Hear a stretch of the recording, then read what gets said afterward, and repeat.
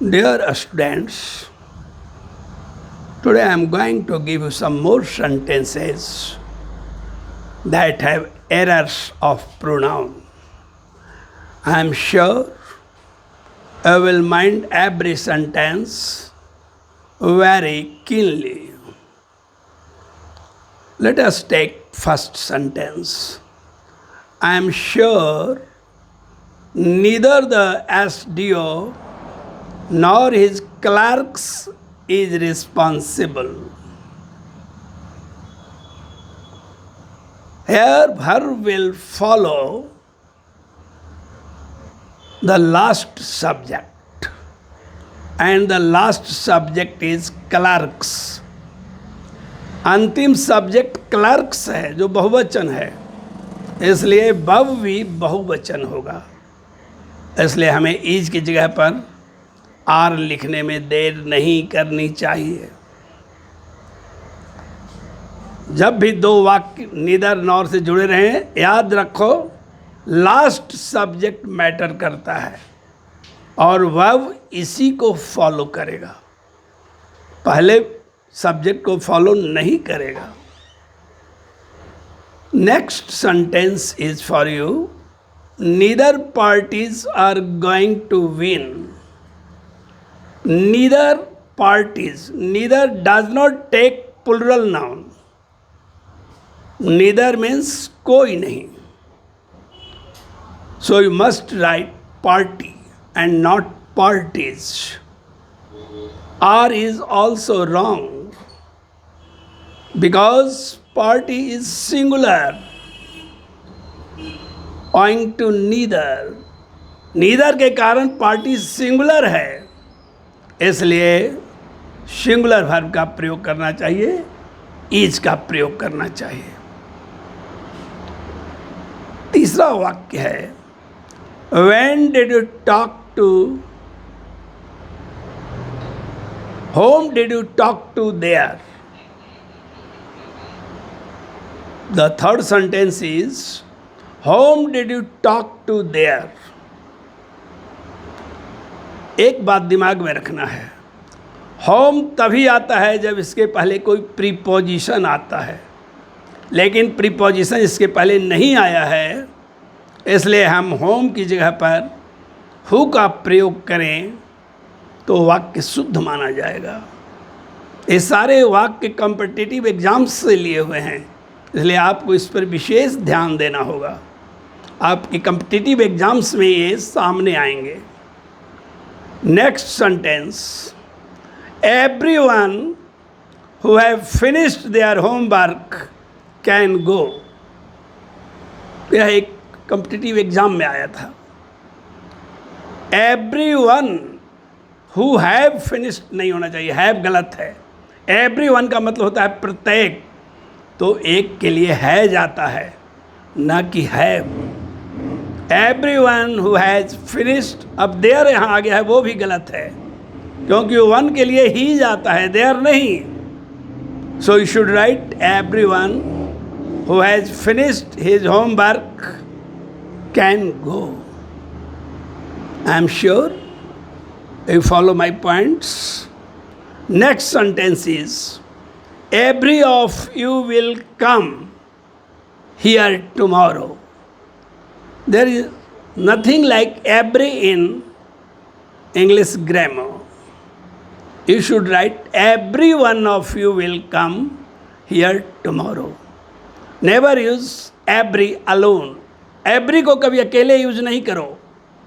जब यूज़ करना है तो इसके साथ वन लगा देना चाहिए, या एवरी बॉय, एवरी मैन, तब ये सही है।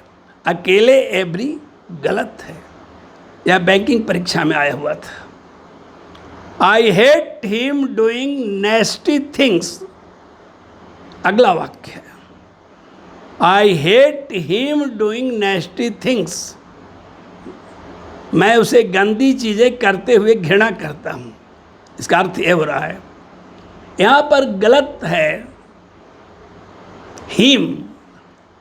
हिम का मतलब होता है उसको। मैं उसको गंदी चीज़ें करते हुए घृणा करता हूँ नहीं, मैं उसका गंदे काम करते हुए से घृणा करता हूँ। हमें हीज देना चाहिए, हिम की जगह पर हमें हीज का प्रयोग करना चाहिए, क्योंकि काम उसका है, काम उसको नहीं है। उसको रहता तब हम हिम देते। Next sentence for you, the man which abused you is a thief. Man के साथ विच का प्रयोग कभी नहीं होना चाहिए। विच निर्जीव चीज़ों के लिए आता है। आपको लिखना चाहिए the man who abused you is a thief. Which की जगह पर हमने यहाँ हु का प्रयोग किया, क्योंकि हु का प्रयोग आदमियों के लिए होता है और विच का प्रयोग निर्जीव चीज़ों के लिए होता है। Next sentence is I can run faster than him. यह एक एग्जाम में आया हुआ था। यहाँ पर हमें इस बात को ध्यान रखना है कि सब्जेक्ट की तुलना सब्जेक्ट से होता है, ऑब्जेक्ट से नहीं। इसलिए I can run faster than he subject हो गया और हिम ऑब्जेक्ट है। इस नियम को हमें हमेशा याद रखना है कि जब भी दो के बीच तुलना होगा तो एक ऑब्जेक्टिव केस में और एक सब्जेक्टिव केस में नहीं रहेगा, अन्यथा ये हमारी भारी भूल होगी। और ऐसा लिखा जाता है, किताबों में भी मैंने देखा है, जो गलत है। I can run faster than he, दो सब्जेक्ट हो गए आई एंड ही, हिम बिल्कुल नहीं होना चाहिए।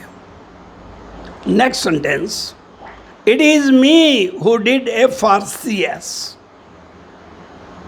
इन formal English me is wrong.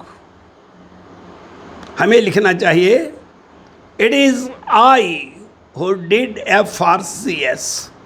In formal talk में, स्पोकन इंग्लिश में हम लोग इट इज़ मी करते हैं, लेकिन रिटेन इंग्लिश में, फॉर्मल इंग्लिश में हमें आई का ही प्रयोग करना चाहिए। It is I who did a for C S. Next sentence, will you lend me a few rupees. Will you lend me few rupees. यार फ्यू इज रॉन्ग। फ्यू का मतलब होता है equal to nothing, equal to none. तो जब वह कह रहा है कि क्या आप हमें कुछ पैसा रुपया देंगे, तो कुछ के लिए अब फ्यू होना चाहिए। फ्यू नेगेटिव सेंस देता है। फ्यू का मतलब है नहीं के बराबर, इक्वल टू नन। इसलिए आप भूल कर भी यहाँ पर फ्यू का प्रयोग नहीं करें, अब फ्यू उत्तम रहेगा। And the last sentence is one of soldiers was airlifted. One of soldier was airlifted. अब सैनिकों में से एक को एयरलिफ्ट किया गया है, तो सोल्जर नहीं लिखना चाहिए, सोल्जर्स लिखना चाहिए। One of soldiers was airlifted. अनेक सैनिकों में से एक सैनिक को एयरलिफ्ट किया गया है। तो सैनिकों के लिए हम सोल्जर नहीं लिख सकते हैं, हम सोल्जर्स लिखेंगे। ये सारे के सारे वाक्य कॉम्पिटिटिव एग्जाम से लिए गए, इसलिए आप इस पर पूरे गौर फरमाएं। और अच्छा लगे तो इसे सब्सक्राइब करें। Thank you so much.